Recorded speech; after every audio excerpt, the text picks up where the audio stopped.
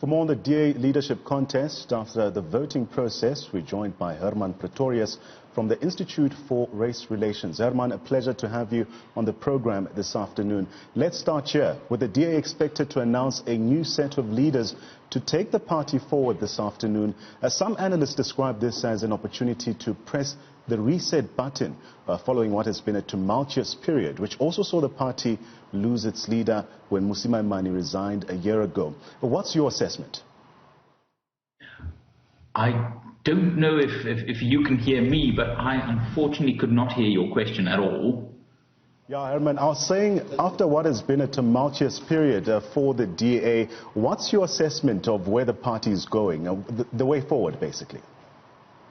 Excellent. Yes, I think the way forward is essentially one of stabilization. I think that is what we've seen this past year.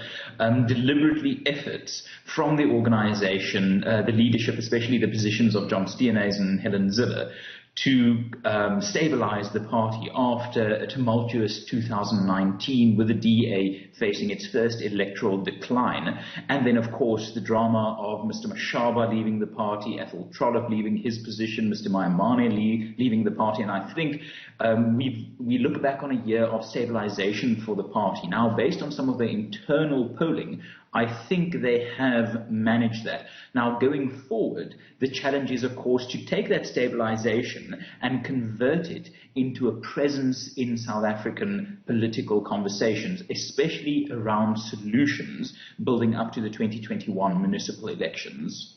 So while numerous positions are being contested at the party's virtual Federal Congress, the federal leadership position has drawn the most attention, with the interim leader, John Steenhuisen, going head-to-head with the former youth leader, Ntuli. But there is a strong sentiment that this is a one-horse race and Steenhuisen will emerge victorious. While we wait for these results, do you agree or do you believe that Ntuli still has a shot? I think it is always irresponsible to predict election outcomes. I think the 2016 American election and Brexit showed us that. But I think we can comfortably say that John Steenhuisen will emerge victorious, not just because, the leadership campaign itself has largely been, his to lose. I think you can look at what resolutions have already been adopted or not adopted on the Congress floor. And I think something like the resolution or the motion put on the table by Ntuli to create a deputy leadership for the party with almost 62% of delegates voting against it could be seen as a rejection of the Ntuli candidacy. So I think we're looking at a Steenhuisen victory. So, Herman, also very important to note that I'm joined in studio by our politics editor, Ngalwa, who will be joining us in this conversation. Well, Sbu, two proposals brought by Ntuli caught the attention of many, with those in support of Steenhuisen saying their rejection was a sign of what could happen today. Now, Ntuli suffered her first major defeat at the party's virtual conference after her proposal that the party's constitution be amended to create a deputy leader position was rejected. I mean, the party also rejected another proposal which wanted the Federal Council chairperson position, which is currently held by Nhlanhla, to be voted for by a full Congress. I want to pick your brain on these recent developments. So I think the issue here, Nhlanhla, is that the best way to gauge a conference is always by the balance of forces. And this has been playing out, as Herman is saying. From yesterday, you could see some of the constitutional amendments initially that were rejected, but also this morning in terms of some of the resolutions that had been sponsored by Mbali, including one where she called for a total ban on canned lion hunting. There was that particular resolution was rejected, but also there was an amendment that was made by the likes of Khalib Khashalia, which was a watered-down version, obviously, which seeks to probably appease that industry. That was adopted. Now, that kind of tells you that in terms of the balance of forces, I think Herman is clear, is actually correct, that is where this is headed. It's headed for a John Steenhuisen victory, but that's not unexpected anyway, because it had always been expected that John Steenhuisen is favored to win. But I think the question I have, though, for Herman is that, Herman, you've heard Ntuli saying that a vote for her is a vote for a DA that is serious about contesting elections in future and being a governing party, or whereas a vote for her opponent is a vote for a DA that remains small, that remains an opposition, but a vociferous opposition that it has been historically. Is that a fair assessment of things? I don't think so, and I think she's wrong for a few reasons. Firstly, I think experience in politics matters. Now, I'm not completely echoing Douglas Gibson's sentiments here. I think he might have expressed himself not too elegantly, but experience matters. And I think the leadership of Mr. Maimane showed that you do need to have earned your battle stripes before you get put in charge of a massive party. So if you are serious about contesting national elections, I would say voters appreciate experience in a senior leadership position. So I don't think Mbali is quite completely being straight by saying, by not voting for the chief whip or the former chief whip of the party, someone who served in government, in the DA's parliamentary caucus for a while. I think that is a point for Steenhuisen on a question of experience. But then secondly, I also think that you have to look at what does the leadership actually mean if it is held by someone like John Steenhuisen. I think there is a racial assumption that if you want to be a party of national government, you must be led by a black politician. And I think that's sort of what Ntuli is implying, at least perhaps not her personally, but many of her supporters do seem to make that point. And I just don't think that was is the borne out. DA's own assumption when Helen Zille stepped down, in saying that the DA has saturated support from the white constituency. What made sense then was to bring in a Mmusi Maimane. That was the assumption. And I think it's not unfair, though, for someone to understand that if you are to grow as a party, you need to actually get the support from black voters. I think that's, but I think it's a faulty assumption to say that the only way to do that is by having a black face as the party leader. If you look at what Tony Leon did by taking a 1.4% party to a 9% party to become the official opposition, then you see a growth amongst black and coloured voters that did not come to a party with a black leader. And I also think South Africans are smarter than that assumption gives them credit for. I don't think South Africans look at the ballot paper and say, let's identify the skin colour that most resembles my own. So I think Helen Zille was wrong, and the party was wrong in their assumption about 15 years ago that you need a black leader to attract black support. I think black South Africans are smarter than that. It's not just a game of Pictionary. So I think if you look at some of the opinion polls that we at the Institute of Race Relations have done, one of my favorite findings is on the question of education. It's a question, do you want your child's teacher to be the same race as you, or doesn't it matter as long as the teacher is good? And 80% of all South Africans say it doesn't matter as long as the teacher is good. And I think South Africans are people who can look at something like that and say, right, I want someone who's good for the job, not someone who looks like me. And I think Steenhuisen might put Mbali to the post on that. Well, Herman, while a virtual conference removes the buzz that's usually associated with these conferences, the party got on with the program of the day, which saw delegates voting for new leadership and also dealing with the constitutional amendments. I mean, we've been speaking about John Steenhuisen, and he opened up the Congress with saying that the DA is spreading the word, that there is an alternative to what he refers to as a disappointing ANC. Now, Steenhuisen brought up the effects of COVID-19 lockdown and how that has also battered the economy and caused job losses. He says that most of it, almost all of it, was not necessary. Now, what are your thoughts on the party's policy direction, especially heading into the future? I think on the matter of COVID-19, it is a broad, you'll find broad consensus in the country that the government of Alan Winde has handled it well. I don't think any government in the world can claim credit for, handling it perfectly. But on the relative scale of how you as a regional government react and respond to this level of disaster, I think Premier Windy's government has done well. And I would suspect the DA as a political party will use that performance to bolster its claim of credibility for national government or other regional governments, especially if you take into account that they've just gained back the mayoralty here in Tshwane. I think what they will do going forward is two things. Firstly, make the point that where they govern well. And I think that was something that came through very strongly with Helen Zille's leadership, but not so much with Mr. Maimane's leadership, with a calculation, I think, being that if you keep on going on about Western Cape, Cape Town, and how well that's governed, the rest of the country might just look at you as a regional party, not for Gauteng, not for the Free State. So I think that was a deliberate effort from Mr. Maimane to nationalize the party. I don't think it worked. So I think they will go back to telling governance success stories, and then I think they will deliberately, on things like property rights and race-based policies, distinguish themselves from the ANC to make sure that an alternative vision is presented. The first proposal made by the party's interim leader, John Steenhuisen, is to protect and secure private property rights and to also ensure sustainable land reform.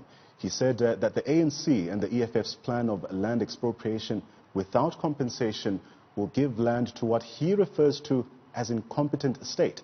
Now, Steenhuisen also says that the DA will fight against them and get land into people's hands. Now, this certainly sets the tone for the policies he will be spearheading. That's if he's elected leader. I think so. I definitely think so. Under Mr. Maimane's leadership of the DA, you definitely got a sense of the DA positioning itself ideologically closer to the ANC in the hope of attracting ANC support, especially, as Sabu was mentioning earlier, from black voters. Now, an interesting fact is that if you look at the actual growth of black support under Mr. Maimane's leadership, you don't really see a dramatic improvement.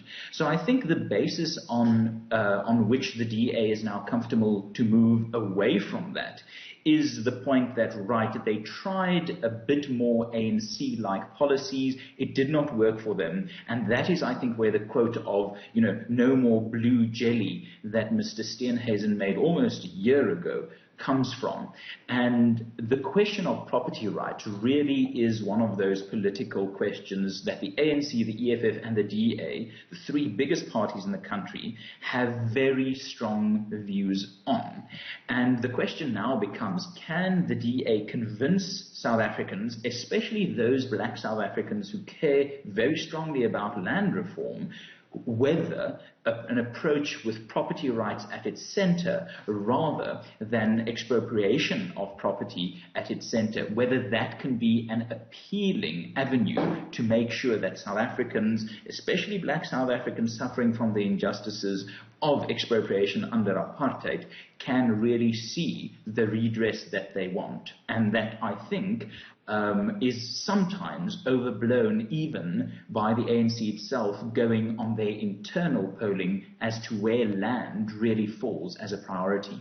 Now, Herman, we've seen the DA lose support in 2019, including what they refer to as the 470,000 white Afrikaner voters that left the DA to go to the Freedom Front Plus. Now, looking at the resolutions that have been adopted as of this morning, as you're saying, you've just mentioned property rights, but also promotion and protection of access to mother tongue, and the wholesale rejection of a resolution, a suggestion on the issue of rent control.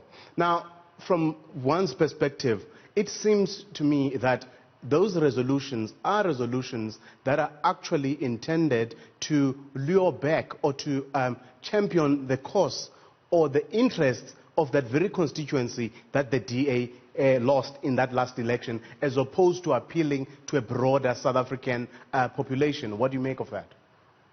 I think that is an argument that we hear often, but I don't think it's an argument that is actually borne out by any substantive data indications. We have no indication that rent control is something that black South Africans would support. In fact, the work of Thomas Sowell, a very prominent black American economist, argues very strongly against rent control, especially for your poorer citizens in urban areas. So I think the perception might be that these resolutions might be aimed at the traditional, white middle-class Afrikaner voter that swung from the NNP to the DP in the 1999 election. But I would be very, very cautious to argue that those policies only appeal to that constituency. In the polling done by the Institute of Race Relations over many, many decades, we get this repetition of finding contrary to the broader narrative of South African politics, that South Africans do not have differing priorities when it comes to the question of race. If you look at African voters, white voters, Indian voters, colored voters, all of them have the same four priorities: unemployment, crime and corruption, education, housing. Those four priorities are a golden thread that you see come through across all demographics. So I think it might be the case that this is a deliberate attempt to win back the voters that they lost to the Freedom Front Plus. But I do not buy into the idea that these policies we've seen adopted is a collection of policies that only appeals to white, middle-class, former, DA, Freedom Front Plus voters. I think they have broader appeal than people give them credit for, especially if you look at the data. I want us to expand a bit on that sentiment, Herman. The interesting aspect of Steenhuisen's opening address earlier on was the issue of non-racialism, saying that the party shows a diversity that is seen nowhere else in the country. What can we read into this kind of posture and the direction that the party is taking on issues of race? Well, I think Samadoda Fikeni of UNISA, probably one of the most brilliant political analysts in the country, who he put it brilliantly, put it absolutely brilliantly, that the DA microwaved young black leaders into positions of power because they thought that is the way that you show non-racialism, or that is the way you show that you are a party that black South Africans could support. And I think that experiment failed in the DA, and it failed not just in Mr. Maimane's instance, but in the parliamentary leadership of Lindiwe Mazibuko, when Helen Zille was still leader of the party. So the question now is for the DA, how do they convince South Africans they are a party that any race could support? They bought into the argument that you need a black leader, and then they rejected that argument, and I think correctly so. I certainly don't vote on the basis of race, and I don't think South Africans make that mistake. So the question now is, how can a party present itself as accessible to all races? And I think that's where the non-racialism argument comes in, and that's where the resolution or the acceptance of the core value of non-racialism a month or so ago, as proposed by Gwen Gwenya, the DA's head of policy, that's where that really comes in. Because again, the polling from the Institute of Race Relations side definitely underscores this point, that South Africans know this is a multiracial country, they know they need to have harmony and collaboration between all races, and they know no one race is the key to success. It's really a collection of all South African races working together. So I think that's why we see that non-racialist, multiracialist point coming through in Mr. Steenhuisen's remarks. Now, Herman, much has been said about Mbali's experience or lack thereof. And I think I want us to explore this a bit, because I do feel that it is a bit unfair to compare her to a Mmusi Maimane, for instance, in referring to leaders that have been microwaved. Because we know that Mmusi Maimane came in 2011.